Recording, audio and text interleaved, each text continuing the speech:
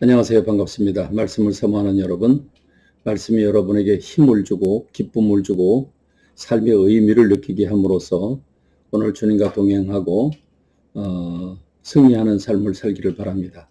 오늘은 출애굽기 5장부터 10장에 이르는 부분의 말씀을 함께 묵상하게 될 것입니다.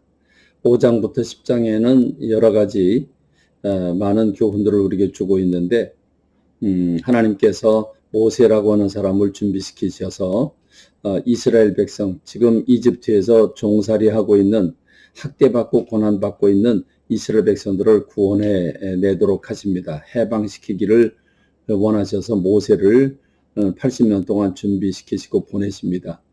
그 보내실 때 하나님은 모세에게 이렇게 말씀을 하시죠. 내가 지금까지 전능한 하나님으로 아브라함과 이삭과 야곱에게 나타났지만, 그러나 내가 지금까지 여호와로는 나타나지 않았다. 그러나 이제 내 이름은 여호와다.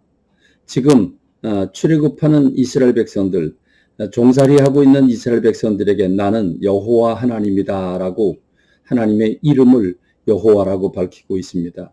여호와는 구원하시는 하나님을 말씀하고 있는 거죠.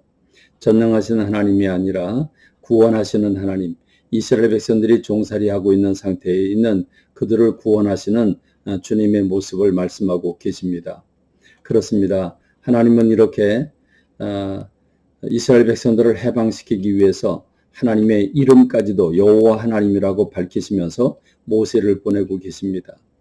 그럼 또 모세는 어떤 사람입니까? 모세라고 하는 사람은 이렇게 히브리의 종으로 태어나서 죽임을 당해야 되는 그가 바로의 공주가 목욕하면서 그 바구니를 발견하고 구원받은 사람 아니겠습니까? 그래서 공주의 아들이 됩니다. 말이 공주의 아들이지 사실은 히브리인 종 아니겠습니까? 그러니까 히브리인이 바로의 왕궁에서, 이집트의 왕궁에서 왕자가 되었다 그러면 누가 봐도 참 우스운 일 아니겠습니까?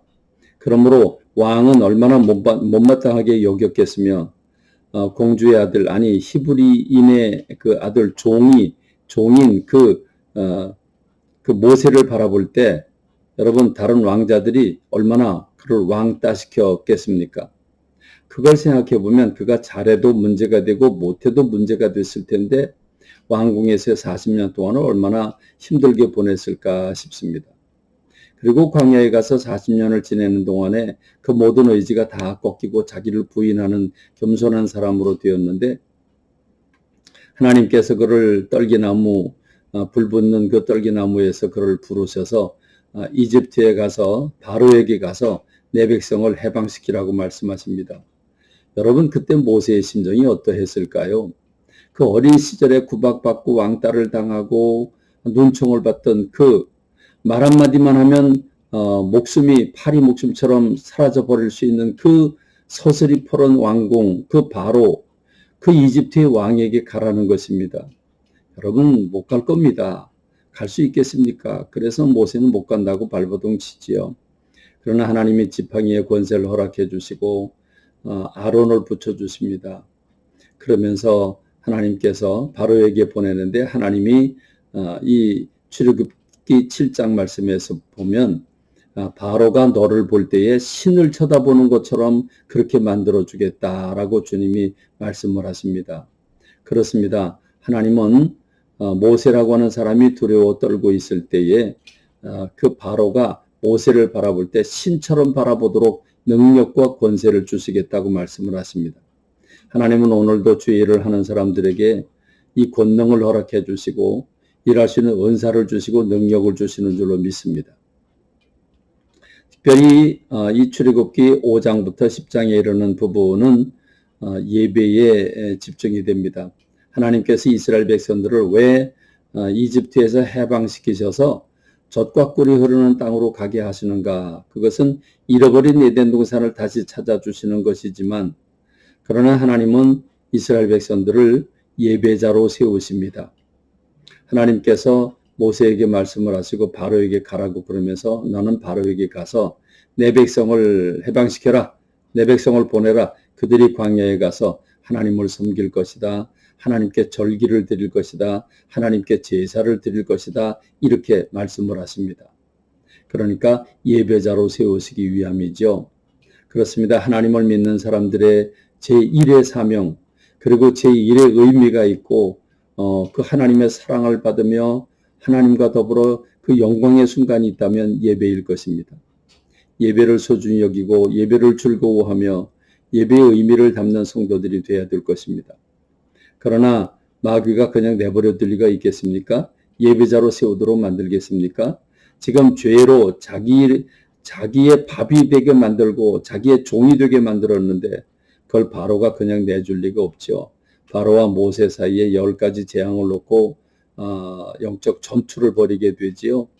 그렇습니다. 오늘도 코로나19 앞에서 우리가 예배를 소홀히 여기거나 또 온라인으로 드리는 이런 제2의 방법을 선택하는 이런 와중에 오늘 우리는 예배에 관한 영적 전투를 하고 있다고 하는 사실을 여러분들 알아야 합니다. 지금 마귀는 애굽왕 바로는 뭐라고 타협안을 제시하고 있습니까? 이 땅에서 드려라. 꼭 광야까지 가야 되냐? 여기서 드리면 되지 않느냐? 그러나 모세는 거절합니다. 우리가 여기서 예배를 드리면 너희들이 예배를 방해할 거 아니냐? 너희들이 싫어하지 않느냐? 그러니까 우린 광야에 가야 된다라고 말합니다. 그렇습니다. 우리는 예배는 가정에서 드리든지 산에서 드리든지 들에서 드리든지 어디서 드려도 되지 않느냐 말합니다. 옳습니다. 그러나 하나님은 광야, 아무도 없고 하나님만 생각할 수 있는 구별된 곳 예배당을 소중히 여기십니다. 그래서 너무 멀리 가진 마라. 그래서 3일길을 가겠다고 말합니다. 그렇습니다. 너무 멀리 가지 마라. 이렇게 세상은 우리들을 너무 멀리 가지 말라고 요청하고 있습니다. 타협안을 요구합니다. 적당히 믿으라고 말합니다. 여기서 드려도 되고 저기서 드려도 되지 뭘 그러냐 이렇게 말합니다. 그러나 하나님은 온전히 예배 드리기를 원하고 계십니다. 그리고 어린아이들은 내버려두고 장정만 가라고 얘기를 하게 되지요. 그렇습니다. 그러나 하나님은 온 가족이 함께 하나가 되기를 원하고 계십니다. 그리고 끝으로 양과 소는 그 물질은 내버려 두고 볼모 삼고 그리고 너희들만 갔다 와라 그럽니다. 마지막 신앙의 마지막 보루는 물질이죠. 물질을 뛰어넘는 신앙이 돼야 온전한 신앙이 될 수 있습니다. 오늘 예배에 헌신하고 예배를 통해서 기쁨을 얻고 예배를 통해서 하나님의 영광을 맛보는 저와 여러분이 되기를 바랍니다. 감사합니다. 말씀을 맺겠습니다.